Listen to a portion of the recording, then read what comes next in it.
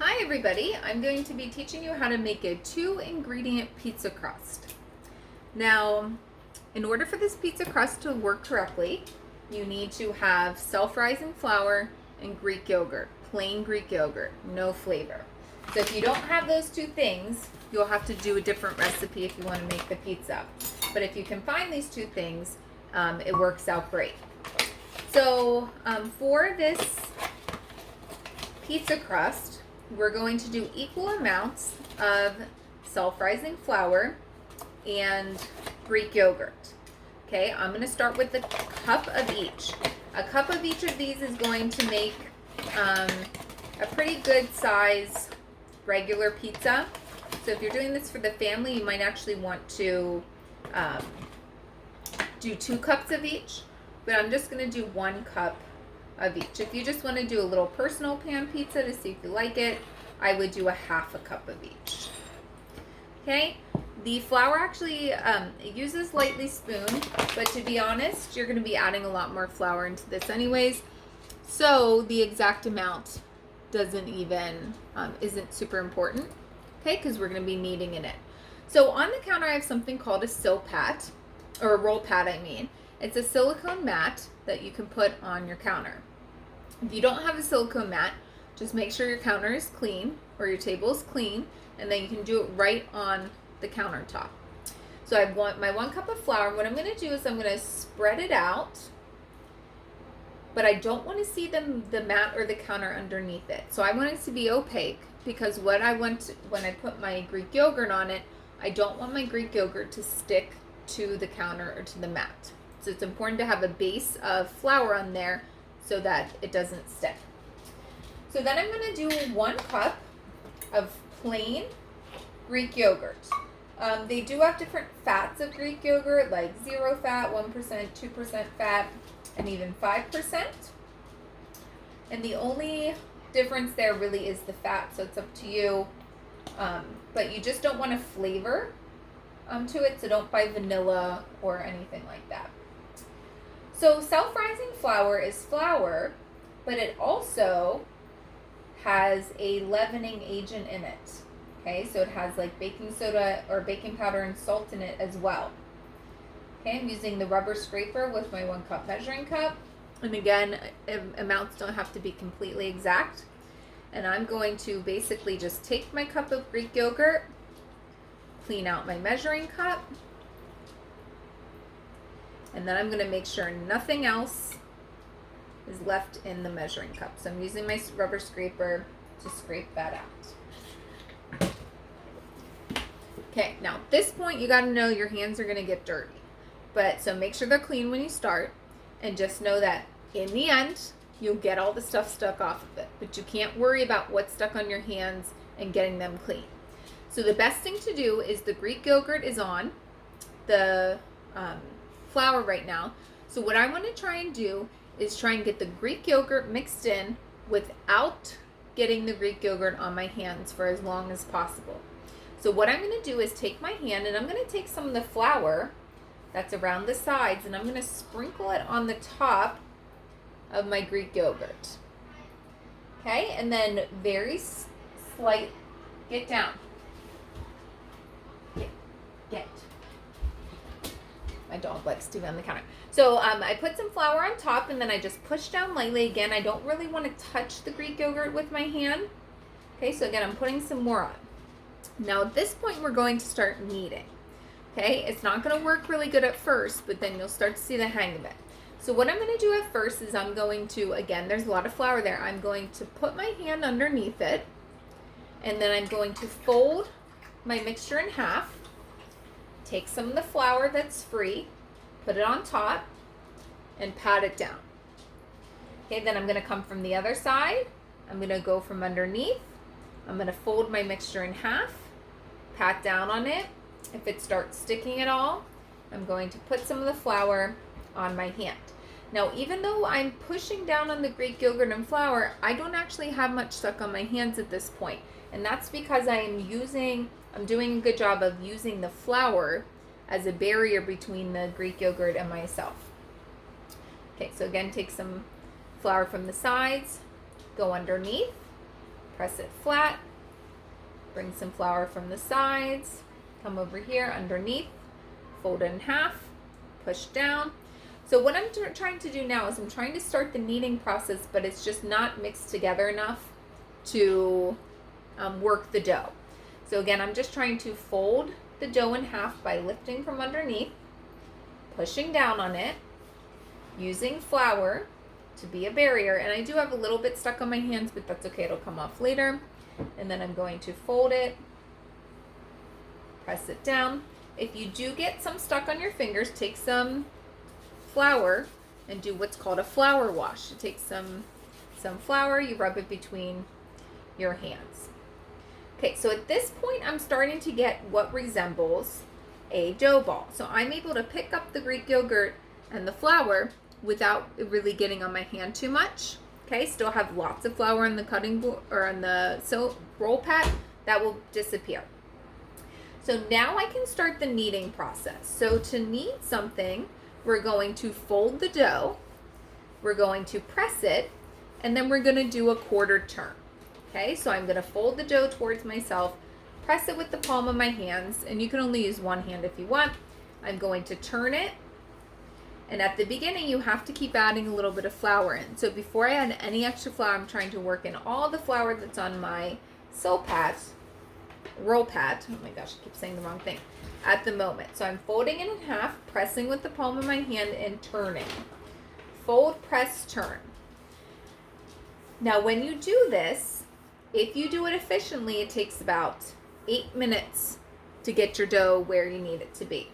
If you're not really kneading it, if you were basically squeezing the dough or not really pushing super hard, it's going to take a lot longer, because what we're trying to do when we do this is we're trying to develop something called gluten.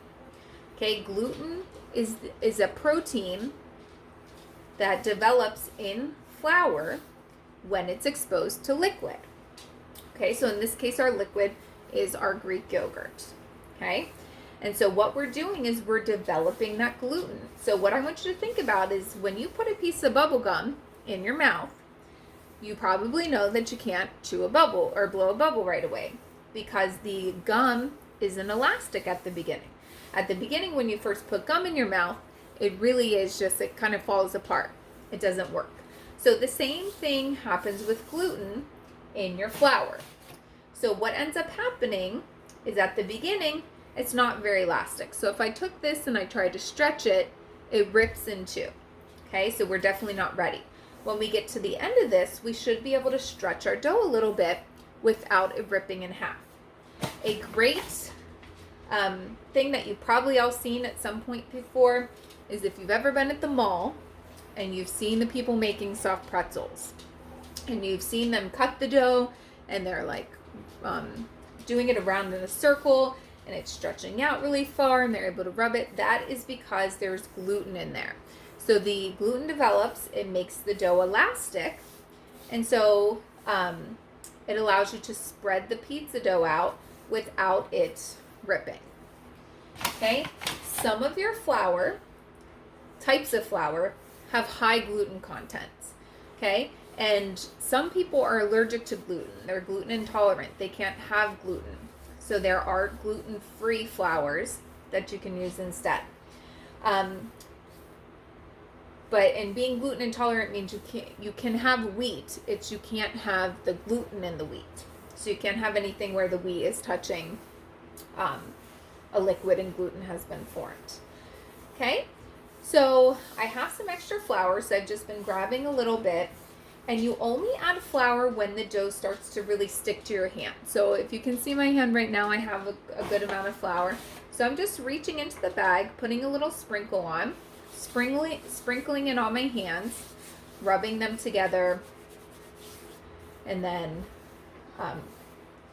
I just keep kneading, and then I'm going to show you how you know when you're actually done.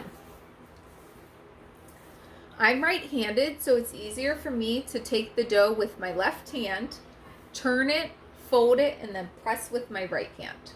Okay, that's just the habit that I get into doing it. You can find all sorts of videos on how to knead, but I've been doing this, for quite a while, and that's just what's most natural to me. There is a heart method where you basically rotate your hands and it forms like a heart on the board.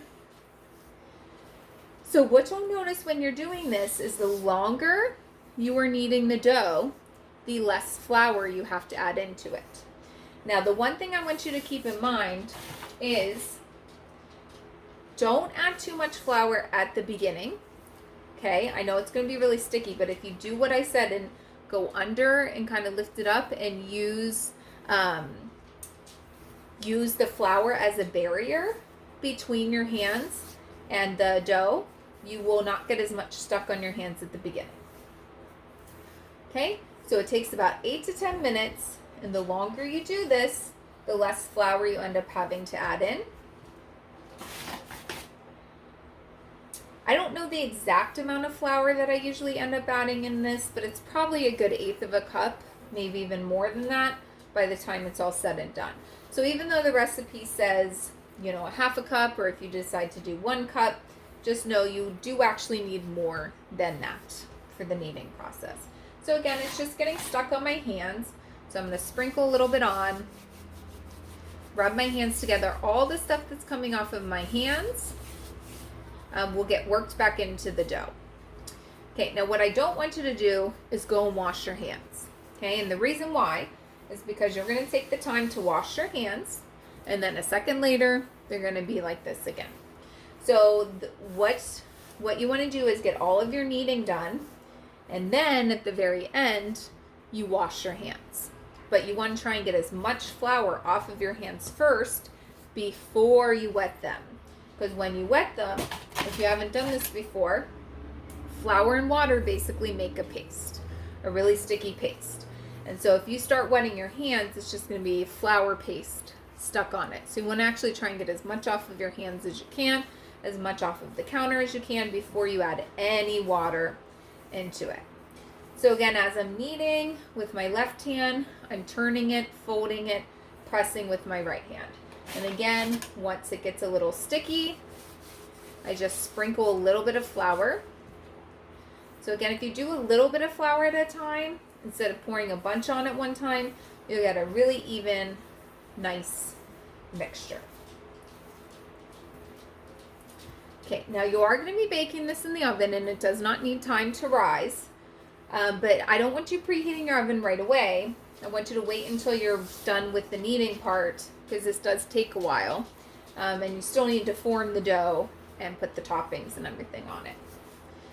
So I've been doing this for a while, and I can tell it's not quite as sticky because it's just not sticking anymore. So what we're going to do to test it is we're going to put it in our hand, and then you're going to press with your finger, and you're going to see if that dent goes away. If it goes away and springs back, you're good to go. That means your gluten has developed, your pizza crust will be good to go. If it doesn't spring back, if your finger mark stays in there, you still have some kneading that you need to do. And again, 8 to 10 minutes is usually the amount of time it takes. But like I said before, if you're not really efficient at kneading and it takes you a while to get into the hang of doing this, then you're going to end up taking a little bit longer. If you would like to make something other than pizza, you can take this dough and you can make it into all sorts of things. You can make this into bagels. You could make it into breadsticks. You could probably even make it into bread. It's probably going to be a little chewy for bread, but breadsticks would probably work. So you can take this dough and you can make it into all sorts of different things. And if I have, with this 1 cup of flour and 1 cup of Greek yogurt, I'll probably get enough for 1 big pizza, maybe 2 big pizzas if I can roll it out thin enough. And you can put on whatever toppings you want for the pizza. Okay, and when you do this, just know this takes a lot of muscle, so you will start to get tired, and I would definitely set a timer just so that you can keep an eye on how long you've been doing it. And even though I've been kneading this a while, every once in a while after a couple different kneads, it does start to stick to my hand again. So I still need to incorporate flour, just not as often.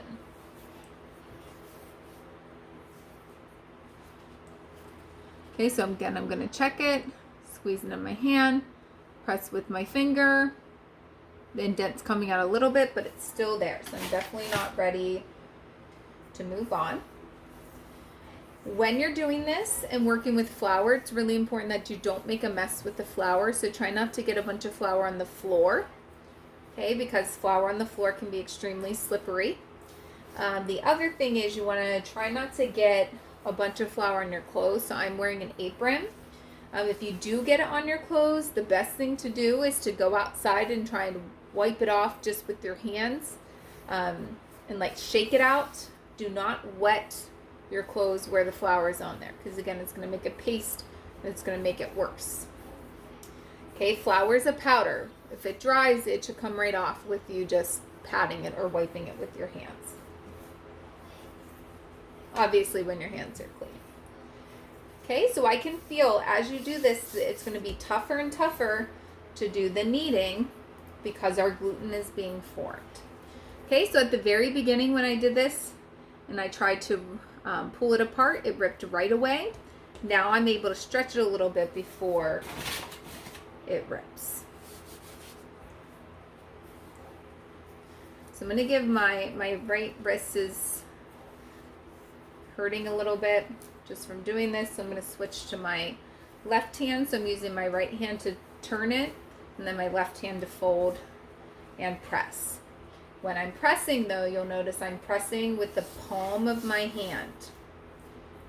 Okay, don't press with your fingers. You have more strength in the palm of your hand than you do in your fingers.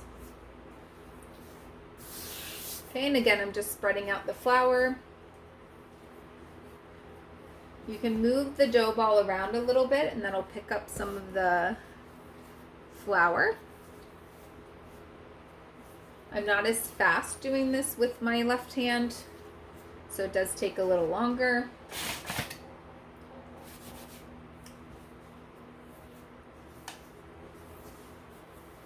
But the key is that you're folding it in half, pressing it, and turning it a quarter turn. Okay, so if it was a clock, we would turn it from 9 o'clock to 12 o'clock. Again, the longer you do this, the more gluten there will be. Now, there is a chance that you can over knead it, but you'd have to be kneading for a really long time to do that. And over kneading, basically the gluten, once it gets to a certain elasticity, it will then do the opposite and it'll start breaking.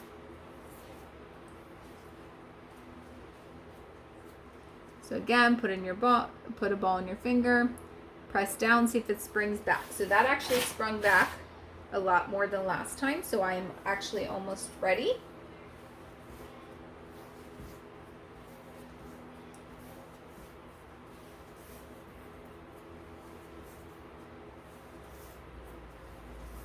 So I'm using both hands now because my dough ball is a lot bigger.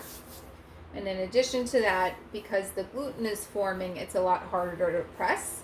So two hands gives me a little bit more strength when I'm trying to do this.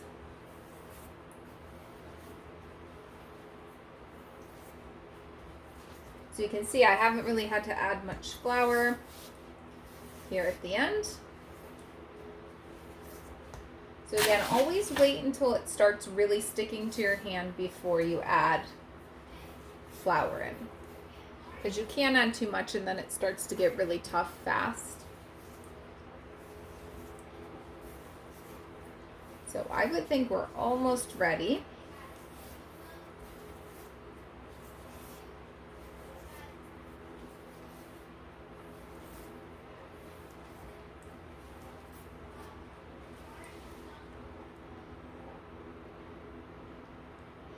Okay, so it's kind of hard to see with the shadows, but when I'm pressing, it's springing back a lot. So I think I'm ready to actually roll it out.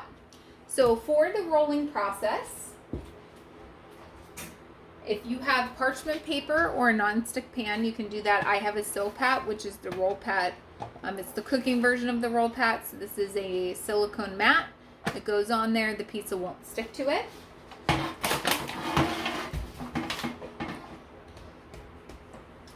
So I think I'm going to split this in half.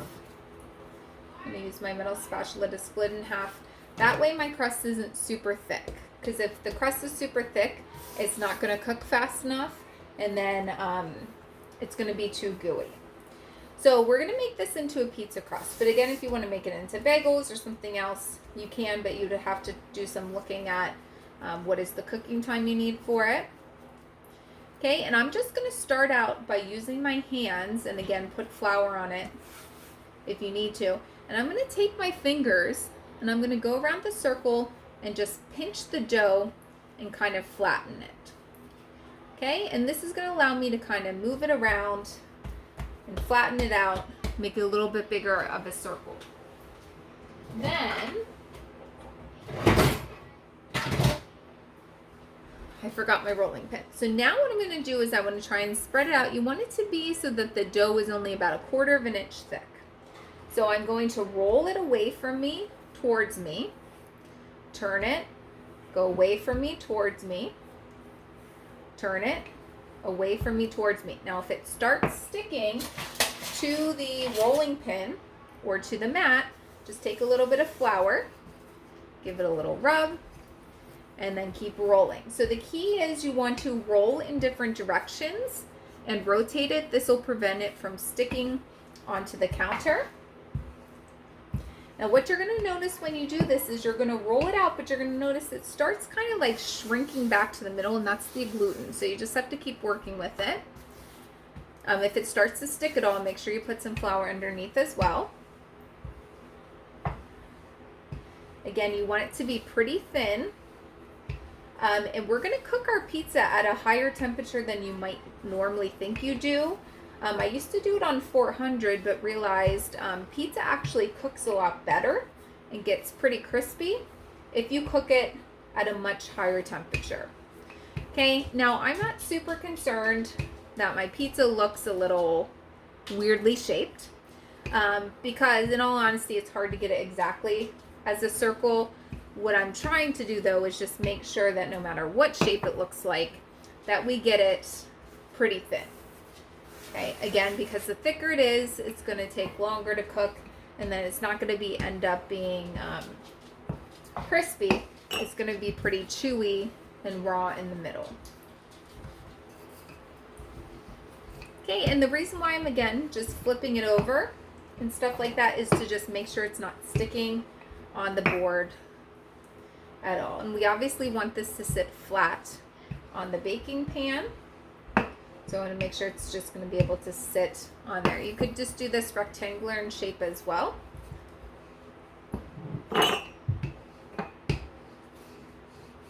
Okay, so I think at this point, we've got it rolled out.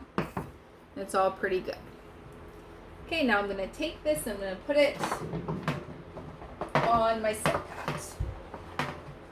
And again, if you don't have a soap hat, you can use parchment paper. If you don't develop the gluten enough, what's going to happen is this is going to rip when you try to roll it. Okay, so if you've done a good job developing the gluten, it should not rip unless you pull too hard like I just did when it's thin. And you can work it out with your hands a little bit as well. Okay, now I'm going to preheat the oven because when I go put toppings on this, the oven should be ready. You can put on 450 or even maybe 500.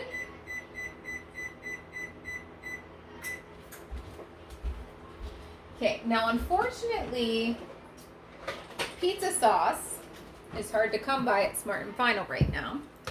So I'm just going to use a traditional pasta sauce.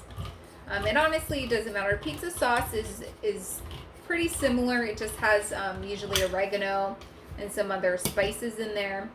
But it's pretty much the same thing. This is also a little bit probably more on the runny side. So where did I put my spoon? Oh. Okay, so I'm just going to take some sauce, and I do have a measurement on the paper. That's for a personal pizza, but honestly, just you want to use enough sauce that it coats it, but not too thick. And then you also want to make sure you leave a little border around the edges of the pizza. Don't put the sauce all the way to the edges. If you like a lot of sauce, use more sauce. Pizza sauce is definitely a little bit thicker, but like I said, I couldn't find pizza sauce, so I have to use whatever I could find at the store. And I don't like a ton of sauce, so I'm going very light on the sauce. Okay, at school I give each person about a third of a cup of sauce, but most people don't even use that. Okay, now I'm gonna grate some cheese. So I have my grater here. I have mozzarella cheese. I mean, pizza is pretty versatile. You can use other cheeses if you want. And if we were at school, I'd be giving you could use up to a half a cup of cheese if you wanted to. I'm going to grate some cheese and just put it on. Some of you like more cheese, some of you like less cheese. And then you could put pepperoni, you could do sausage, bacon. Actually, we make a really good chicken bacon ranch pizza where we don't even put pizza sauce on it. We do a pizza crust. We cook up some bacon, cook up some chicken, or buy ready cooked chicken, and then put ranch as the sauce. And so sometimes we put cheese on it and sometimes we don't. When you put your cheese on, you want to make sure it's not too thick. And you want to make sure it's spread out. And try not to have it hanging off the crust because that will melt and sometimes burn. Okay, so I think I want a little more cheese than that. And you don't even have to use mozzarella. You could use cheddar, Colby Jack. There's all sorts of different cheeses you can use. Okay, so now that I have the cheese on here, because I want to make sure again I have cheese for my other pizza, because this is again only half the dough. I'm going to spread the cheese out and it'll obviously melt. And then I'm going to put it in the oven. I'm going to put it in there. I'm going to start with 8 minutes and see what it looks like. When it's a really high temperature, it does not take that long to cook. Okay, so I'm not going to keep the camera rolling. So my pizza is ready to go in. Okay, so I'm going to put it in. I'm going to start for 8 minutes and I'll post some pictures so you can see what it looks like and give you an idea based upon this one how much time it will take. So I hope you learned something and best of luck to you.